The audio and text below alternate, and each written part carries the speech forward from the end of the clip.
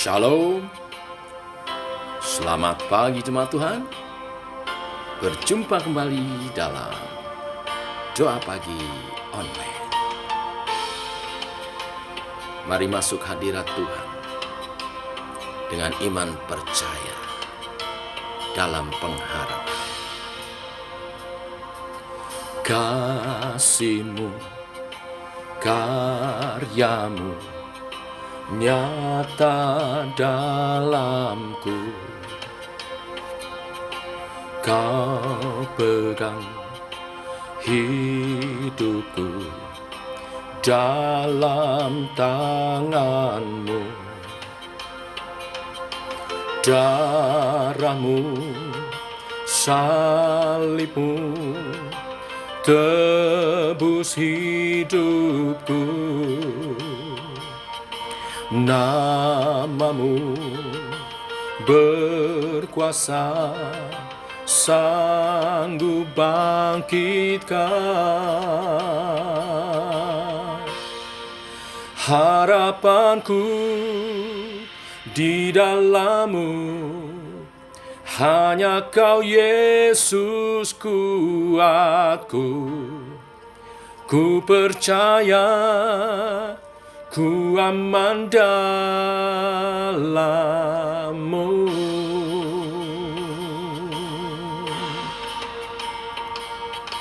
Kasih-Mu, karya-Mu nyata dalamku. Kau pegang hidupku dalam tangan-Mu. Darah-Mu, salib-Mu tebus hidupku. Nama-Mu berkuasa, sanggup bangkitkan. Harapanku di dalam-Mu, hanya Kau Yesus kuatku. Ku percaya ku aman dalam-Mu.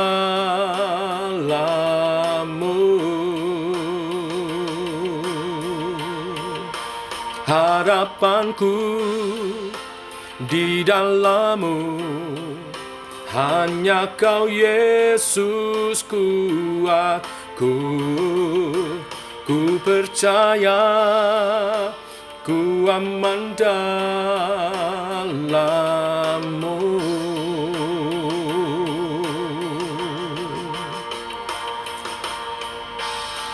Ku percaya ku aman dalam-Mu, sebab masa depan di tangan-Mu.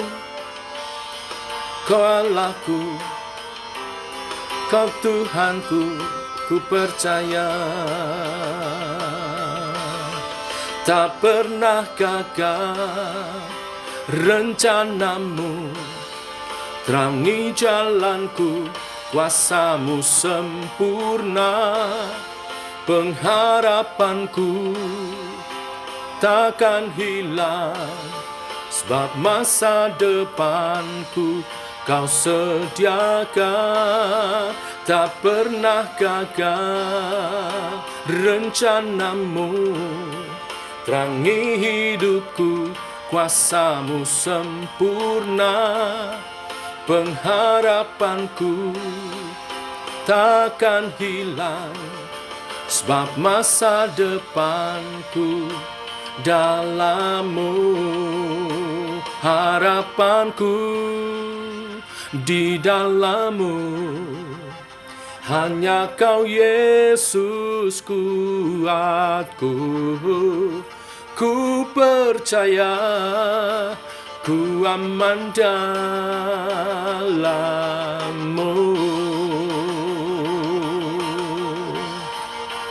Harapanku di dalam-Mu, hanya Kau Yesus kuatku.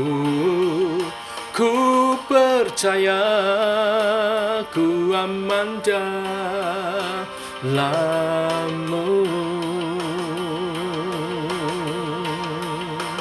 Ku percaya ku aman dalam-Mu.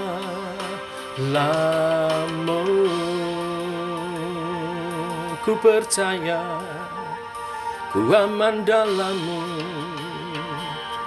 Oh, ku percaya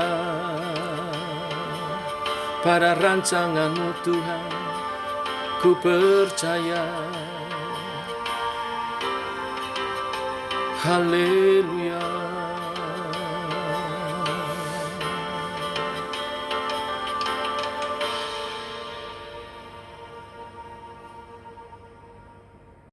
Kami percaya akan perlindungan-Mu Tuhan, penyertaan-Mu dalam tugas pemberitaan Injil kami, dalam tugas pengembalaan kami, dalam tugas pengabdian kami kepadamu. Teguhkan oleh kebenaran firman yang sebentar kami renungkan. Dalam nama Tuhan Yesus Kristus. Amin. Bapak Ibu, kita lanjutkan renungan firman pada pagi hari ini. Kisah Para Rasul pasal 23 ayat 12 sampai dengan yang ke-35. Demikian firman Tuhan. Dan setelah hari siang, orang-orang Yahudi mengadakan komplotan dan bersumpah dengan mengutuk diri bahwa mereka tidak akan makan atau minum sebelum mereka membunuh Paulus. Jumlah mereka yang mengadakan komplotan itu lebih daripada 40 orang. Mereka pergi kepada imam-imam kepala dan tua-tua bangsa Yahudi dan berkata, "Kami telah bersumpah dengan mengutuk diri bahwa kami tidak akan makan atau minum sebelum kami membunuh Paulus. Karena itu hendaklah kamu bersama-sama dengan mahkamah agama menganjurkan kepada kepala pasukan supaya ia menghadapkan Paulus lagi kepada kamu, seolah-olah kamu hendak memeriksa perkaranya lebih teliti. Dan sementara itu, kami sudah siap untuk membunuh dia sebelum ia sampai kepada kamu." Akan tetapi kemenakan Paulus, anak saudaranya perempuan, mendengar tentang penghadangan itu. Ia datang ke markas dan setelah diizinkan masuk, ia memberitahukannya kepada Paulus. Lalu Paulus memanggil salah seorang perwira dan berkata kepadanya, "Bawalah anak ini kepada kepala pasukan, karena ada sesuatu yang perlu diberitahukannya kepadanya." Perwira itu membawanya kepada kepala pasukan dan berkata, "Paulus, orang tahanan itu, memanggil aku dan meminta supaya aku membawa anak muda ini kepadamu, sebab ada yang perlu diberitahukannya kepadamu."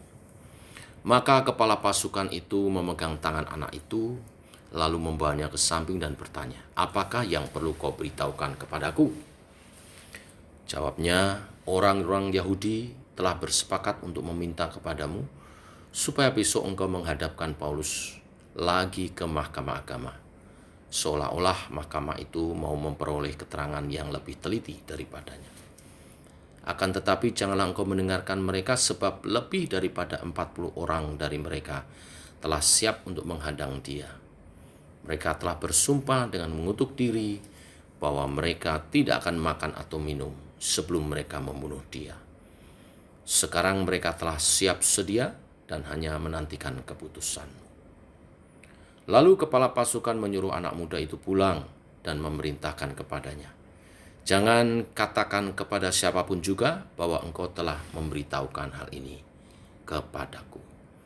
Kemudian kepala pasukan memanggil 2 perwira dan berkata, "Siapkan 200 orang prajurit untuk berangkat ke Kaisaria, beserta 70 orang berkuda dan 200 orang bersenjata lembing, kira-kira pada jam 9 malam ini. Sediakan juga beberapa keledai tunggang untuk Paulus, dan bawalah dia dengan selamat pada wali negeri Felix." Dan ia menulis surat yang isinya sebagai berikut. "Salam dari Claudius Lysias, kepala wali negeri Felix yang mulia. Orang ini ditangkap oleh orang-orang Yahudi, dan ketika mereka hendak membunuhnya, aku datang dengan pasukan mencegahnya dan melepaskannya, karena aku dengar bahwa ia adalah warga negara Roma. Untuk mengetahui apa alasannya mereka mendakwa dia, aku menghadapkannya ke mahkamah agama. mereka. Ternyatalah bagiku bahwa ia didakwa karena soal-soal hukum Taurat mereka. Tetapi tidak ada tuduhan atas mana ia patut dihukum mati atau dipenjarakan.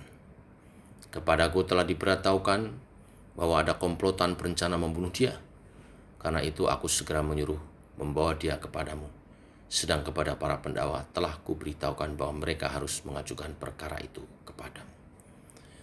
Lalu prajurit-prajurit itu mengambil Paulus sesuai dengan yang diperintahkan kepada mereka dan membawanya pada waktu malam ke Antipatris. Pada keesokan harinya mereka membiarkan orang-orang berkuda dan Paulus meneruskan perjalanan. Dan mereka sendiri pulang ke markas. Setibanya di Kaisaria, orang-orang berkuda itu menyampaikan surat itu kepada wali negeri serta menyerahkan Paulus kepadanya. Dan setelah membaca surat itu, wali negeri itu menanyakan Paulus dari provinsi manakah asalnya. Dan ketika ia mendengar bahwa Paulus dari Kilikia, ia berkata, "Aku akan memeriksa perkaramu bila para pendakwamu juga telah tiba di sini." Lalu ia menyuruh menahan Paulus di istana Herodes. Bapak Ibu, rencana dan kehendak Tuhan tidak pernah gagal.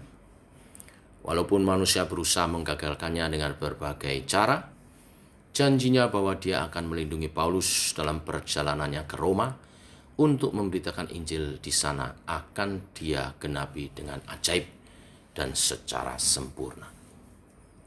Hal ini terlihat jelas ketika beberapa orang Yahudi bermaksud membunuh Paulus.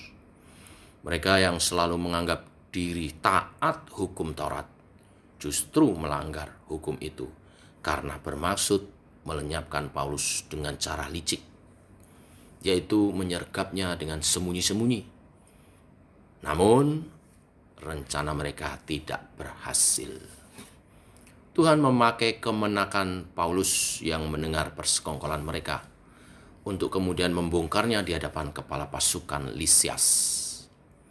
Maka Lisiaslah yang kemudian Tuhan pakai untuk menyelamatkan Paulus dari 40 lebih orang Yahudi yang berkomplot bahkan bersumpah untuk membunuhnya. Lisias kemudian mengirim Paulus kepada Felix sang wali negeri yang berada di Kaisaria disertai dengan sepucuk surat penjelasan mengenai alasan pengiriman tersebut dan pernyataan ketidakbersalahan Paulus. Pengiriman itu disertai pasukan khusus sehingga perjalanan lancar dan tidak ada gangguan penyergapan. Dalam pengaturan Tuhan, Paulus pun tiba di tempat tujuan dengan selamat sehingga mendapat kesempatan untuk bersaksi di hadapan para pembesar dan raja. Bapak Ibu jemaat Tuhan, dari kisah Paulus kita dapat melihat bahwa manusia bisa saja berencana jahat terhadap umat Tuhan. Akan tetapi kalau Tuhan tidak berkenan atas semua rencana jahat itu, tentu tidak akan terjadi apapun pada umatnya. Oleh karena itu, ingatlah bahwa apapun kesulitan dan tekanan yang sedang kita alami karena iman kita, karena perjuangan gereja kita, karena pelayanan kita, Tuhan tidak pernah meninggalkan kita. Kan di setiap pergumulan, tantangan yang kita hadapi, Tuhan dapat memakai untuk menyatakan rencananya yang indah bagi umatnya. Maka apapun yang terjadi dalam pengikutan kita akan Kristus, jangan pernah putus asa, jangan kecewa, dan jangan undur. Karena Tuhan menginginkan kita melakukan pekerjaan besar untuk memperluas kerajaannya, untuk mempermuliakan namanya. Tuhan memberkati. Amin. Mari kita berdoa. Bapa, kami mengucap syukur untuk kasih dan rahmat-Mu yang selalu baru. Demikian, hari ini kami bangun mengawali hidup kami dalam kasih dan rahmat-Mu Tuhan. Bahkan Engkau berfirman menguatkan setiap kami bahwa Tuhan tidak pernah meninggalkan umat-Nya. Tuhan tidak pernah meninggalkan hamba-hambanya yang mengasihi Tuhan, yang bekerja dengan setia, dengan tulus, murni, tulus iman kami kepadamu. Allah Roh Kudus terus pimpin kami melangkah dalam pelayanan kami, dalam tugas-tugas kami menggenapi rencanamu, baik atas gerejamu maupun setiap pribadi dalam diri kami. Kami bersyukur untuk segala proses yang boleh terjadi dalam kerinduan daripada jemaatmu, gereja GLS untuk mandiri, untuk dewasa, sampai pada saat ini, semua karena anugerah-Mu. Dan kami bersyukur untuk Sinode Jemaat Kristen Indonesia yang telah menerima kami. Kami berdoa untuk rencana tanggal 22 bulan 2 2022 ini, di mana gereja kami akan didewasakan, dilantik, juga akan ditabis gembala dan wakil gembala. Tuhan mengurapi hamba-hambamu. Tuhan mempersiapkan semuanya.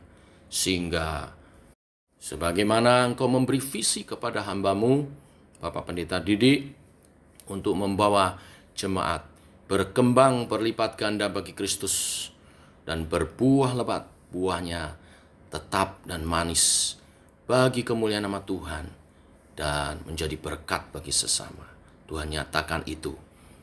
Kami berdoa untuk pejabat sinode yang akan mentahbiskan, jaga lindungi, beri kesehatan, sertai perjalanannya dalam pimpinan rahmat daripada Tuhan. Secara khusus berdoa untuk Korwil Jabodetabek yang memfasilitasi ini semua, rahmat Tuhan atas hamba-hambamu dinyatakan. Terima kasih Tuhan. Kesempatan yang baik kami juga berdoa untuk jemaat Tuhan. Ada beberapa yang bepergian karena menyambut Imlek untuk berkumpul dengan keluarga. Tangan Tuhan menyertai perjalanan mereka. Jaga lindungi seperti biji matamu Tuhan, jauhkan dari mara bahaya, kecelakaan apapun, dari virus, dari sakit penyakit, sehingga pulang pergi sehat dan dapat bersilaturahmi dengan keluarga, berfellowship, dan bahkan menjadi berkat bagi keluarga di kampung. Demikian juga umat Tuhan yang sakit Engkau sembuhkan, yang lemah Engkau kuatkan, dan Engkau menuntun langkah demi langkah hidup kami. Berkati usaha pekerjaan umat-Mu, sehingga tidak satupun berkekurangan. Bahkan kelimpahan Engkau nyatakan untuk kami menjadi berkat, mendukung pekerjaan Tuhan lebih diluaskan, dan juga menjadi berkat bagi sesama kami. Terima kasih Tuhan. Mau memberkati juga pengurus gereja JKI Shema ini dalam kesatuan, dalam pengurapan yang sama, dalam roh yang bersemangat menyala-nyala untuk melayani Tuhan. Apa yang mereka tabur di dalam Engkau, Tuhan berkati kembali berlipat kali ganda sesuai dengan janji-Mu. Dan terlebih daripada itu, layanan kami bersama memuliakan Tuhan, memperluas kerajaan surga di bumi ini. Terima kasih Tuhan. Dalam nama Tuhan Yesus kami berdoa, kami bersyukur. Amin. Demikian jemaat Tuhan, doa pagi kita. Selamat pagi, selamat berjalan bersama dengan Tuhan. Shalom, tetap semangat.